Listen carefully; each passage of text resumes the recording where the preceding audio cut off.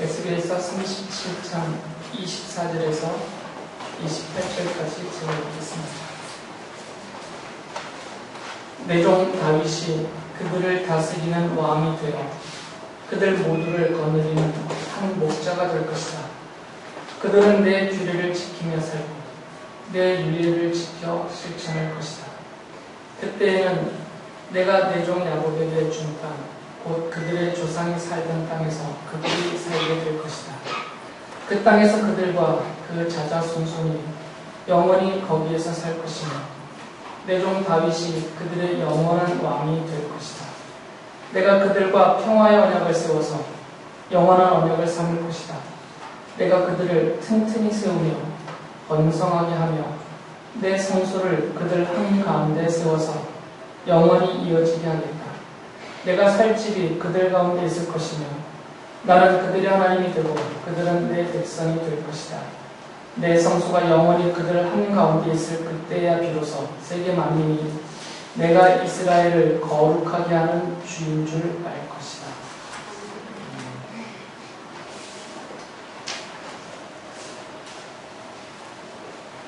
에스겔 예언자 시대에 구약성경 시대 하나님의 백성의 대명사였던 이스라엘 사람들이 모압을 비롯한 주변에 있는 다른 나라와 민족, 다른 사람들에게 조롱과 또 멸시와 비난을 받았어요. 그래서 에스겔서 25장 8절에 보면 하나님이 모압 사람들이 이런 얘기를 한다 하시면서 이스라엘 사람들에게 이렇게 말씀하셨어요. 나 주 하나님이 말한다. 모압이 말하기를 유다 족속도 모든 이방 백성이나 다름이 없다고 한다. 모압뿐만 아니라 에스겔서나 예레미야서를 보면 주변에 있는 다른 나라 사람들이 이스라엘도 다를 바가 없다. 저들도 하나님께 벌을 받고 저들이 저렇게 하나님의 백성이라고 스스로 자부하면서 오히려 우리들을 멸시했던 사람들인데 저들이 우리보다 더 못한 처지가 되었다. 그리고 스스로 자기가 믿었다고 여기고 있었던 그 하나님의 손에 의해서 저렇게 벌을 받아서 나라도 빼앗기고 또 포로로 끌려가기까지도 하는구나. 그래서 막 조롱을 했어요. 하나님의 백성인 이스라엘 사람들, 유다 백성들이 세상 사람들에게 조롱거리가 됐다는 거죠.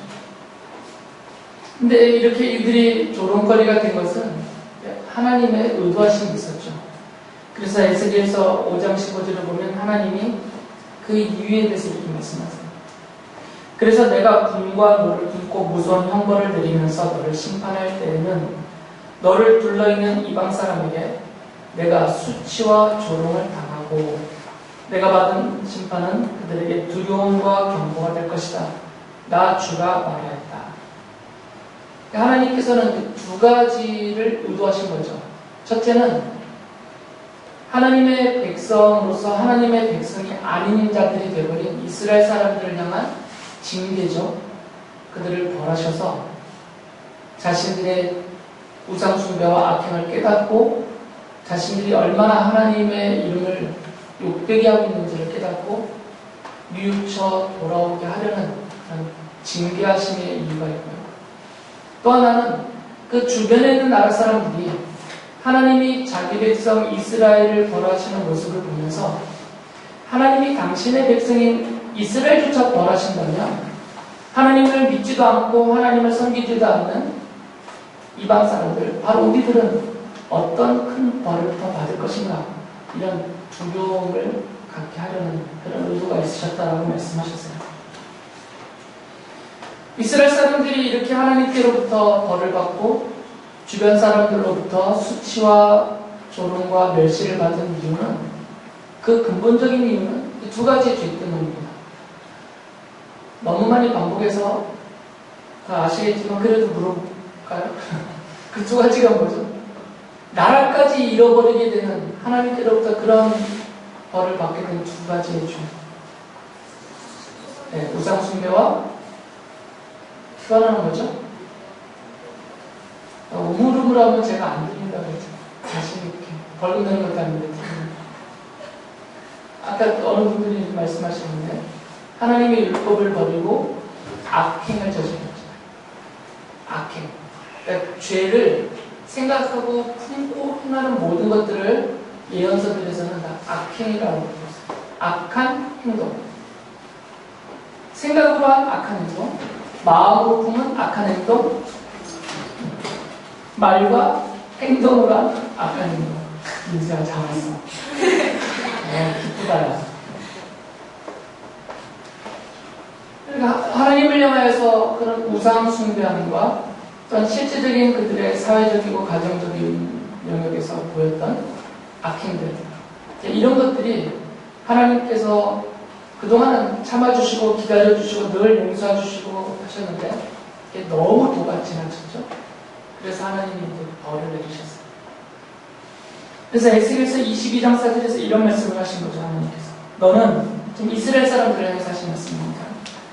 살인죄를 저질렀고 우상을 만들어 숭배하였으므로 너 자신을 더럽혔다. 그러므로 내가 심판받을 날이 다가온다. 너의 때가 다 되었다. 내가 너를 이방 사람들의 치욕거리가 되게 하고 모든 나라의 조롱거리가 되게 한 까닭도 여기에 바로 여기에 있다. 그래서 이스라엘 사람들이 이렇게 모압을 비롯한 주변 나라로부터 조롱과 멸시와 비난을 받게 된 것은 결국 그들이 스스로 자처한 것이다라는 거죠. 이렇게 에스겔서를 읽으면서 세상 사람들로부터 조롱을 당하고 있는 이스라엘 백성들의 모습을 보면 그냥 지나칠 수 없는 게 있어요. 오늘날 우리의 모습이죠. 오늘날 우리의 모습. 다른 나라는 잘 모르겠고요. 오늘날 한국교회와 한국교회로 모이는 성도들이 세상 사람들로부터 조롱을 당하고 있고 멸시를 당하고 있고 비난을 당하고 있습니다. 교회 바깥에 계시는 분들이 교회 안에 모여드는 성도들을 제가 여기서 그 별칭을 말하기는 너무 힘드니까 치욕스러운 말. 그러니까 우리들을 부르는 우리를 그리스도인, 기독교인 이렇게 부르지 않고 성도 이렇게 부르지 않고 그 들으면 정말 치욕스러운 수치스러운 그런 별칭들을 지어서 우리들을 불러요. 앞에 막 개짜도 붙이고 성도들을 가르치는 별칭은 긍정적인 부분이 있고 부정적인 부분이 있어요. 긍정적인 부분은 뭐냐면 이 그리스도인이라는 것도 별칭이거든요. 초대교회 때 안디옥에 모여서 예배했던 성도들 그 주변에 있는 다른 세상 사람들이 별칭을 지어서 불렀어요. 뭐라고 불렀을까요? 우리 학생들? 5글자. 지금 뭐 그대들을 부르는 거예요. 2글자는 성도 됐고 그걸 5글자로 말합니다. 그래요. 그리스도인. 역시 잘 들어가요. 시험 받을 것 같아요. 그리스도인. 사도행전 11장 20절 보면 그런 기록이 있어요. 제자들은 안디옥에서 처음으로 그리스도인이라고 불렸다. 이 그리스도인이라고 교회 바깥에 있는 사람들이 교회 안으로 모인 성도들을 그렇게 불렀다는 거예요. 별칭을 지은 거죠. 없었던 말이 생긴 겁니다. 교회 바깥에 있는 분들이 보니까 저 교회로 모이는 사람들이 그리스도를 믿고 있고 또 그리스도의 가르침을 철저하게 따르고 있고 그런 모습들이 보이는 거죠. 그래서 자기들과 다르니까 우리와 다른 우리들 저 사람들을 뭔가 불러야 되는데 보니까 그리스도를 믿고 그리스도의 말씀을 따라 살고 있다고 보여지니까 그래서 별칭을 줬습니다. 그리스도입니다. 우리말로 그리스도인이다 하지만 뜻을 풀면 그리스도를 따르는 자라는 뜻이죠. 또는 그리스도에게 속한 자 이런 뜻이에요. 그리고 초대교회 때 성도들이 들었던 별칭, 그리스도인이라는 이 별칭과는 오늘날 한국교회와 성도들이 세상 사람들로부터 별칭으로 이렇게 지어서 부르는 그것과는 의미가 완전히 다르죠.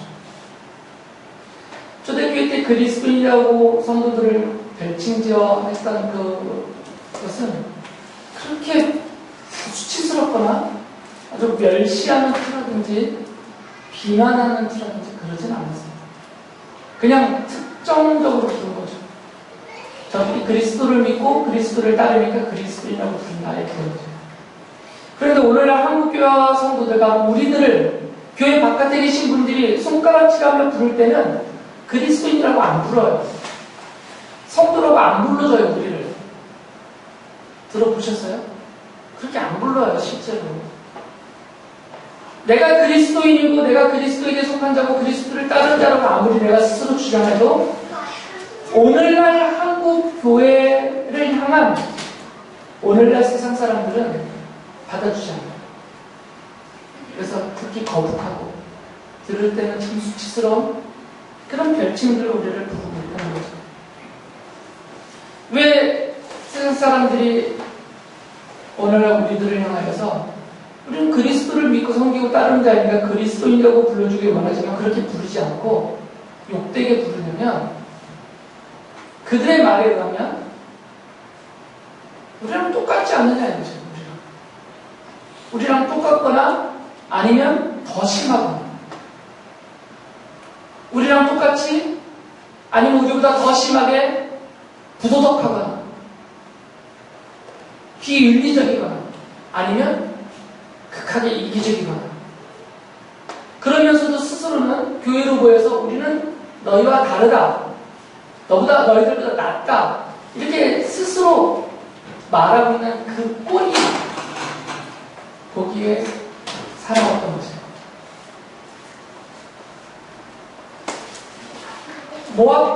에스겔 예언자 시대 때 모압 사람을 비롯한 세상 사람들이 이스라엘 사람들을 조롱하고 비난했던 거랑 크게 다르지 않습니다. 이스라엘 사람들도 우리는 하나님의 택함받은 백성이다. 여호와 하나님이 너희들로 우리를 지켜줄 것이다. 아무리 자부하면서 그렇게 주장을 하더라도 결국은 그 하나님의 손에 의해서 더 비참하게 다른 나라들보다 더 처참하게 벌을 받고 있는 모습을 보였기 때문에 그렇게 조롱과 멸시를 당했잖아요. 그것처럼 오늘날 한국교회와 성도들도 세상 사람들로부터 그 조롱과 비난과 멸시를 당하고 있습니다. 오늘 설교의 핵심은 뭐냐면 그 이유, 원인과 해결책 이 두 가지를 찾아보려고 해요. 에스겔서에서. 에스겔 예언자 시대 때 이스라엘의 모습을 보면서 원인을 찾는 거죠. 오늘날 한국교회가 왜 이렇게 수치를 당하고 있는지의 원인을 구약성경 시대 때 하나님의 백성인 이스라엘 모습에서 먼저 찾아보자라는 거죠. 여러분은 이유가 뭘까요? 왜 예레미야 선지자, 에스겔 선지자 시대 때 이스라엘 백성들이 그렇게 세상 사람들로부터 수치와 조롱과 멸시를 당할 수밖에 없었나? 왜 그들이 나라를 잃고 포로로 끌려갈 정도로 우상 숭배와 그런 악행을 저지르게 되었는가? 다른 간접적인 이유들도 있고 적은 이유들도 있겠지만 직접적인 그 당시로 치면 직접적인 중요한 이유가 있어요. 그게 뭘까요?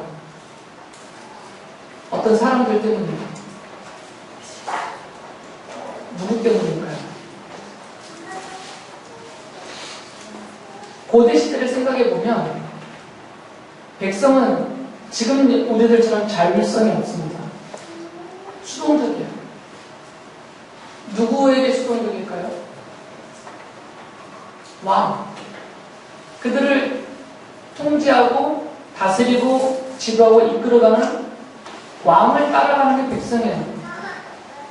특히 하나님의 백성인 이스라엘 사람들이 오직 하나님만을 잘 섬기고 하나님의 말씀을 따라서 하나님이 기뻐하시도록 살면서 하나님이 약속하신 복을 넘치도록 영원히 누리게 하기 위하여서 하나님이 아끼고 사랑하시는 하나님의 백성인 이스라엘 사람들을 위해서 세 종류의 사람들을 세워줬잖아요. 그 세 종류의 사람들이 뭘까요? 어떤 종류의 사람들을 세웠어요? 이 하나님의 백성을 백성으로서 복되게 잘 이끌어가도록. 첫째는 순서는 상관없어요. 네, 제사장, 또 왕, 그리고 선지자, 예언자라고 부르는 것이 더 적합해요. 제가 선지자라는 용어보다 예언자라는 말을 더 많이 쓰잖아요. 그 이유는 선지자 그러면 우리가 벌써 앞서 내다보는 자라는 뜻이잖아요, 선지자. 근데 실제로 구약 성경에 등장하는 이런 선지자라고 나타나시는 분들을 보면 이들이 개인적인 능력이나 어떤 영적인 안목이 있어서 스스로만 내다보는 게 아니고 앞날을 하나님이 그에게 알려주셔서 하나님께로부터 알려주시고 하나님이 그에게 보여주셔서 봤을 뿐이죠. 그리고 하나님이 그에게 보여주고 알려준 이유는 그것을 백성들에게 예언으로 전하라 하셨기 때문에 그들의 역할은 예언하는 자였어요. 그러니까 선지자와 예언자는 어감이 다릅니다.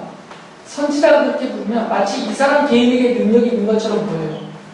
요즘 그래서 선지자 행세하는 사람들이 많잖아요. 거짓 교사들이죠. 예언자가 좀 더 의미가 더 확실하고 오해의 여지가 없기 때문에 선지자라고 해도 틀렸다는 말이 아니라 더 성경적으로 더 의미를 밝혀주는 의미는 예언자이기 때문에 제가 예언자라고 자꾸 하는 거죠. 하나님이 이스라엘 사람들보다 하나님의 백성들이 오직 하나님만 섬기도록 그리고 하나님의 말씀을 따라서 하나님이 약속하신 복을 영원토록 누리며 살도록 이들을 지도하고 이들을 보호하고 이들을 다스리고 이들을 위하여서 기도하고 이들과 함께 회개하며 돌이키며 나아가도록 이 순전히 이 백성들을 위해서 왕을 세워줬고 제사장을 세워줬고 예언자를 세워줬어요. 그런데 지금 에스겔 예언자 시대 때 이스라엘은 완전히 망했어요. 애들 쓰는 말로 폭망했어요. 나라를 잃어버렸죠. 포로로 끌려가 버렸어요. 앞서 말씀드린 대로 백성들은 수동적입니다. 이들을 이끄는 사람들에 의해서 이들의 삶이 바뀌어요. 그런데 이들이 지금 망했다는 얘기는 이들을 이끌는 지도자로 세운 왕과 제사장과 예언자들이 어떻게 했다는 거죠? 이들이 잘못했다는 거죠. 실제로 요시야 왕 이후로 이스라엘은 이미 망해버리고 나중에 남쪽 유다 왕국의 역대 왕들의 모습을 보면 왕들이 다 못했어요. 왕이 우상을 숭배했어요. 왕. 백성들의 우상 숭배를 금지시키고 율법대로 이들을 처벌하면서 철저하게 하나님만을 믿게 이들을 다스려야 될 왕이 그 왕이 우상을 숭배해요. 그리고 그 왕이 하나님의 말씀을 멸시해요. 예레미야 예언자가 하나님의 말씀을 기록해서 그것을 알려주려고 하니까 왕이 그것을 불태워버려요. 왕들이 못됐어요. 왕들이. 그리고 두 번째 부류의 사람들은 예언자들. 이 예언서들을 보면 다 거짓 예언자들이죠. 거짓 예언자라고 불려지는 이유는 두 가지이기 때문이에요. 첫째는 성경에서 하신 하나님의 말씀입니다. 내가 세우지 않았다. 하나님이 예언자로 세우지 않았는데 스스로 나를 하나님이 예언자로 세워서 너희들에게 보냈다. 스스로 예언자라고 속이는 사람이기 때문에 거짓 예언자이고, 두 번째는 하나님이 그 사람에게 하나님의 말씀을 주지 않았어요. 그런데도 내가 계시를 받았다, 내가 환상을 봤다, 내가 이상 중에 하나님의 음성을 들었다 하면서 이것이 하나님의 말씀이라고 자기 이야기를 막 해요. 예언자도 아닌 사람들이 하나님의 말씀도 아닌 것을 자기 이야기를 하나님의 말씀인 것처럼 하기 때문에 거짓 예언자라고 불렀어요. 예레미야, 에스겔 이 예언자들 시대 때 성경에 기록된 것을 보면 이 두 분 외에 몇 분이나 더 온전한 예언자로서 하나님의 뜻을 대변했는지 모르겠지만 기록에 나와 있지 않기 때문에 극소수의 신실한 하나님의 예언자들을 제외한 당시 회중을 장악하고 있는, 궁궐까지 장악하고 있는 거의 대부분의 예언자라고 말하는 사람들은 다 거짓 예언자예요. 그리고 이 백성들이 죄를 지을 때 그들을 위하여서 기도하면서 그들의 죄를 지적하고 함께 주님 앞에 속죄 제사를 온전하게 드려야 될 제사장들을 가르쳐서 이 예언자들은 돈만 욕심내는 사람들이라고 했어요. 이스라엘이 이렇게 완전히 망하게 된 원인은 이 왕 때문입니다. 그리고 거짓 예언자 때문이고, 그리고 탐욕스러운 제사장들 때문에 이들이 백성을 올바로 이끌어가야 되는데 이들 스스로가 우상을 숭배하고 악행에 빠져있기 때문에 백성을 온전히 이끌어갈 수가 없는 거죠. 그러니까 백성들은 그들을 이끌어줄 목자가 없기 때문에 망해버리는 거죠.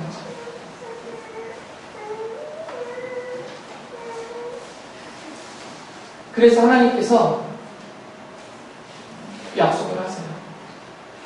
이 포로로 이미 망하여 끌려가 있는 이스라엘 사람들을 향해서 에스겔 예언자를 통한 하나님이 약속하십니다. 더 이상 망하지 않게 주겠다. 영원히 망하지 않게 주겠다.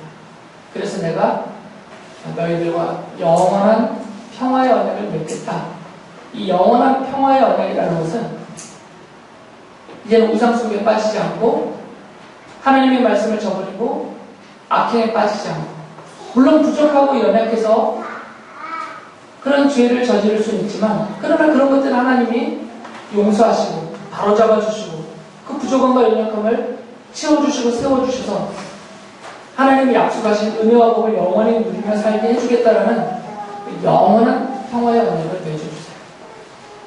그런데 말씀드렸듯이 이 평화의 언약대로 하나님의 사람들이, 하나님의 백성들이 우상을 숭배하지 않고 하나님만 믿으려면 세상 사람들과 오히려 그들보다 더 심하도록 악행을 저지르며 하나님의 말씀을 벗어나지 않도록 하려면 이들을 가르치고 다스리고 인도해 줄 종들이 필요한 거죠. 하나님의 종들. 그 세 종류의 사람들. 그게 누구라고 그랬죠? 왕, 제사장, 예언자. 그래서 하나님이 그렇게 약속하셨어요. 예언서들을 보면 내가 너희들을 위하여 왕을 세워주겠다. 내가 너희들을 위하여 대제사장을 세워주겠다. 내가 너희들을 위하여서 참 예언자를 세워주겠다. 장차 오실 분이에요. 장차 하나님이 세워서 보낼 그분들, 왕, 예언자, 제사장, 이들이 너희들을 가르치고 보호하고 다스리고 이끌어서 내가 너희와 맺는 이 영원한 평화의 언약을 누리며 살게 해주겠다라고 하세요. 오늘날 한국 교회와 성도들이 이렇게 헤매고 있는 이유는 지도자들 때문입니다. 교회 지도자들, 저를 비롯해서 성도들을 무시하는 말이 아니고요. 그건 예수님이 하신 말씀이니까 성도들은 주님이 보실 때는 양떼와 같아요. 목자가 필요한 양떼라는 거죠. 하나님의 말씀을 가르쳐줄 목자가 필요하고 성도들이 보기에 본으로 보여줄 수 있는 경건하고 기도하고 주님만을 신실하게 믿고 섬기는 본보기가 되어줄 그런 목자가 필요해요. 그 목자의 손길에 도움을 받으면서 이 목자는 하나님이 쓰는 종으로서 세워지는 것이고 그 목자들의 돌봄과 인도함과 섬김에 의하여서 성도들이 성도답게 그렇게 하나님을 믿고 복을 누리며 살아갈 수가 있는 거거든요. 그리고 오늘 한국 교회도 살아날 이렇게 수치와 치욕을 벗어버리고 당하고 있는 이런 것들을 벗어버리고 살아날 유일한 방법은 목자들이 세워져야 돼요. 신실한 목자들. 성도들의 마음을 위로하고 가르치고 죄를 깨닫게 하고 주님을 향하게 만들고 주의 말씀을 읽게 하고 주의 말씀대로 살도록 격려해주는 이런 신실한 목자가 세워져야 되는 거죠. 저도 부족해서 그걸 잘 못해요.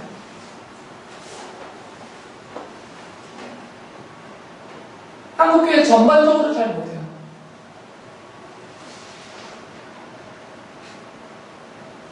한국교회 역사에서 지금처럼 한국교회가 이렇게 치욕스럽게 수치를 당한 적이 없어요. 지금처럼. 한국교회와 성도들이 이렇게 멸시를 세상으로부터 받아본 적은 없어요. 한국교회 역사에서. 그 수는 엄청 비교될 수 없을 정도로 늘었지만 그 규모와 이 교회로 보이는 성도의 수는 초기 한국교회에 비하면 비교가 안 돼요. 초기 한국교회 성도들은 다 합쳐도 1930년대만 해도 30만 명도 안 넘었어요. 그러나 그 영향력은 한국 사회를 움직일 정도의 영향력이 있었죠.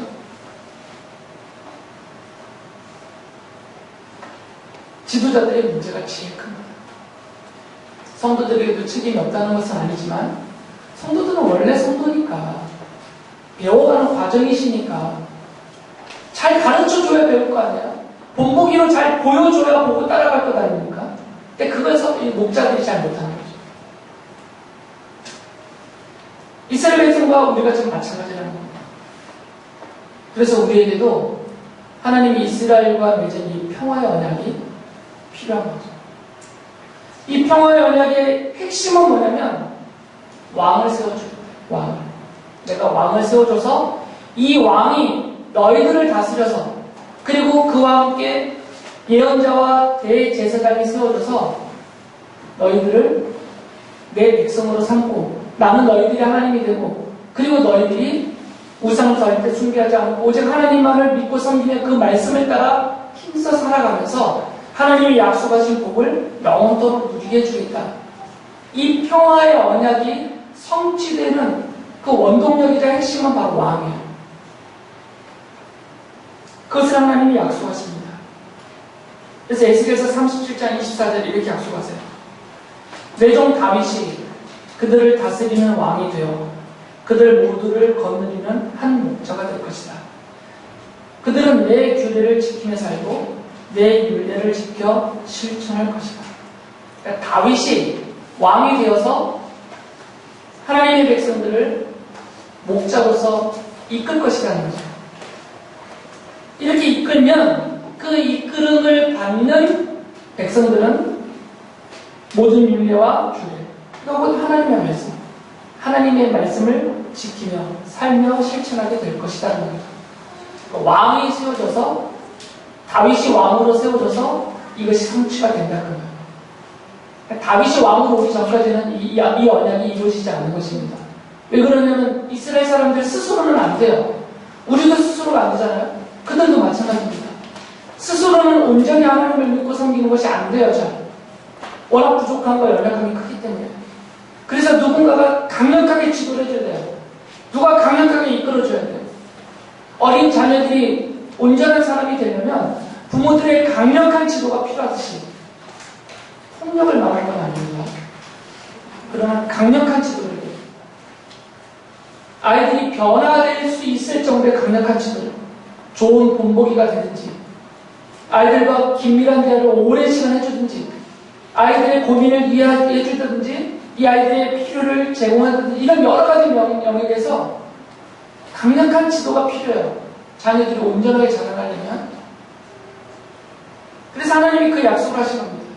이 평화의 언약은 이 왕이 올 때 이루어진다는 거죠. 왕이 올 때. 근데 그 왕을 다윗이라고 그랬어요. 다윗은 이미 죽었는데요. 다윗은 이미 거의 450년 전에 죽었어요. 이미. 근데 그 다윗이 그 장차가 얼마나 시간이 더 흐를지 모르겠지만 그 다윗이 다시 와서 왕이 될 수는 없는 거잖아요. 죽은 사람이. 이것은 은유적인 표현이죠. 다윗과 같은 왕이 온다는 것이죠. 다윗과 같은 왕. 그러니까 다윗은 장차 평화의 언약을 성취할 오실 그 왕에 대한 모형적인 계시라는 것을 알 수 있어요. 이 다윗과 같은 왕이 와서 영원한 평화의 언약을 성취하니까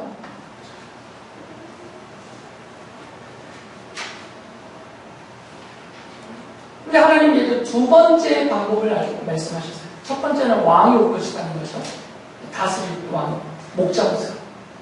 그런데 아무리 목자가 잘 다스려도, 잘 이끌어줘도 이 튕겨나가는 양이 있잖아요. 거역하고 거부하고 그 다스림을 안 받으려고 하고.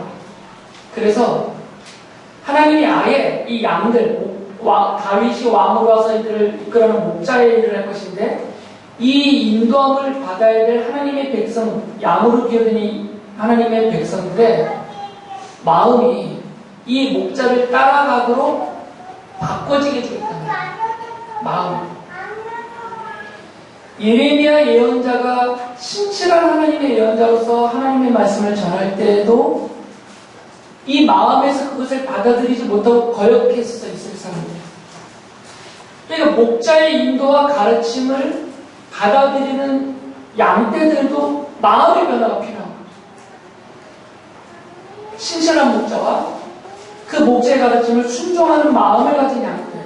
이럴 때 이 평화 열매가 완성이 되는 거거든요. 그래서 하나님이 에스겔서 36장 26절 27절에서 이렇게 말씀하셨어요. 너희에게 새로운 마음을 주고 너희 속에 새로운 영을 넣어주며 너희 몸에서 돌같이 굳은 마음을 없애고 살갗처럼 부드러운 마음을 주니 너희 속에 내 영을 부어 너희가 나의 모든 윤례대로 행동하게 하겠다. 그러니 너희가 내 모든 규례를 지키고 실천할 것이다. 이중적인 표현을 썼습니다. 어떻게 마음을 하나님이 바꾸시냐면 돌같이 굳어진 마음들이 우리 살갗처럼 부드럽잖아요. 루아 살갗 만져봐봐요. 이따 끝나고 만져보세요. 얼마나 부드러운가. 우리랑 좀 다르죠. 이게 부드럽다는 거예요. 돌처럼 우리의 마음은 굳어있어요. 돌처럼.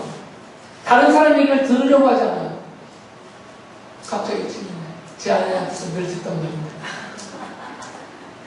우리는 웬만하면 다른 사람 말 듣지 않아요. 이미 돌처럼 듣기 때문에. 가르침을 받아들이지 않고요. 벌써 얘네들만 해도 안 받아들여요. 같은 걸. 엄마의 말을 무시하잖아요. 엄마의 말을 무시해요. 아빠의 말을 무시해요. 들으려고 하잖아요. 산소로운 말을 씁니다. 이 마음이 돌처럼 굳어져서 그래요.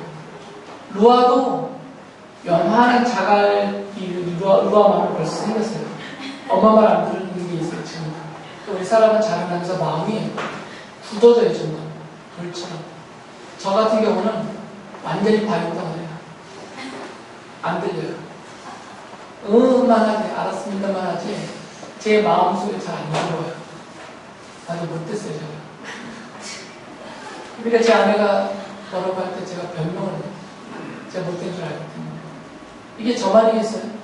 어른이 돼버리면, 아니 이미 얘네만 우리 학생 때만 해도 요 정도 나이만 돼도 이게 돌덩어리가 돼가지고 안 듣는다는 거예요. 그러니까 이 돌 같은 마음이 돼버렸기 때문에 아무리 다윗이 와서 본을 보이며 신실하게 그들을 목자로서 인도해도 따르지를 않는단 말이죠. 이게 돌덩어리가 돼버렸기 때문에. 그래서 하나님이 이 돌 같은 마음을 부셔버리고 우리 루아의 피부와 같은 부드러운 마음으로 바꿔주겠다는. 마음이 부드러웠던 얘기는 순종적이라는 얘기잖아요. 신실한 목자의 인도를 순종하며 따를 수 있게 된다는 거죠. 그리고 생각을 바꿔주시고 생각과 마음을 바꿔주시는 겁니다. 순종적으로. 그런데 이 인간의 마음과 생각은 저절로 안 바뀌어요. 안 바뀝니다. 이미 도일적인 거기 때문에. 그래서 이것을 어떻게 바꾸냐? 바꾸는 방법은 하나님의 영이 오셔서 어떤 방식으로 오는지는 모릅니다. 지금도 저는. 하나님의 영이 우리 안에 찾아오셔서 마치 레이저로 돌덩이를 깨부시듯 하나님의 영이 우리 안에 오셔서 돌같이 굳은 우리의 마음을 깨부시고 하나님의 영이 우리의 마음을 어루만지셔서 우리의 돌같은 마음이 순종적인 부드러운 마음으로 바꿔지게 해주겠다고 하신 약속입니다.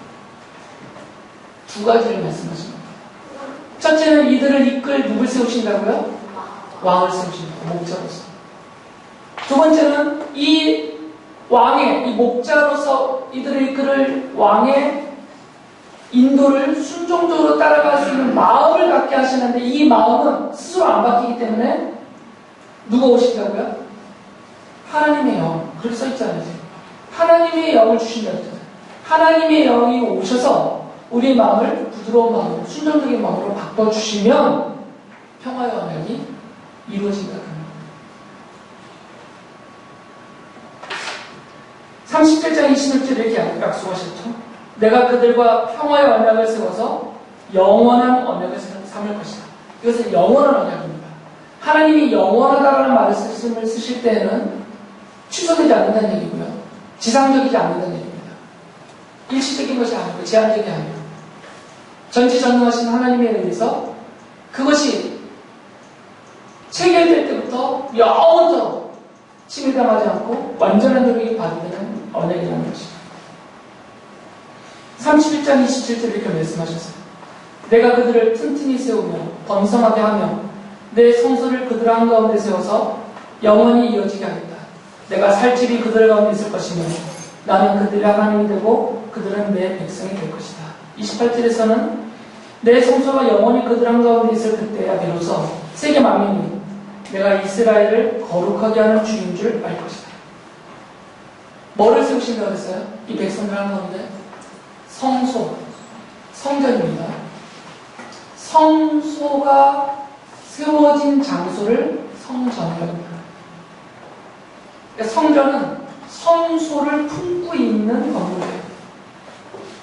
성소, 지성소 한 덩어리를 해서 이것을 성소로 하고 그 바깥이 뜰이고 이 뜰 끝에 이 성막 또는 성전을 경계짓는 담벼락이 채워졌어요. 이 전체를 성전이라고 부르고 성소는 이 성전 안에 그 뜰 가운데 세워진 우리 교회 예배당만한 요보다 조금 더 큰 그런 성소 그것이에요. 그러니까 성전의 핵심은 성소죠. 그러니까 성전과 성소는 동일시하기다 하지만 엄밀히 구분하면 성소가 핵심이에요. 그러니까 성소가 하나님의 백성들 가운데 영원히 함께 있을 것이다. 이것이 증거, 보증이라는 겁니다.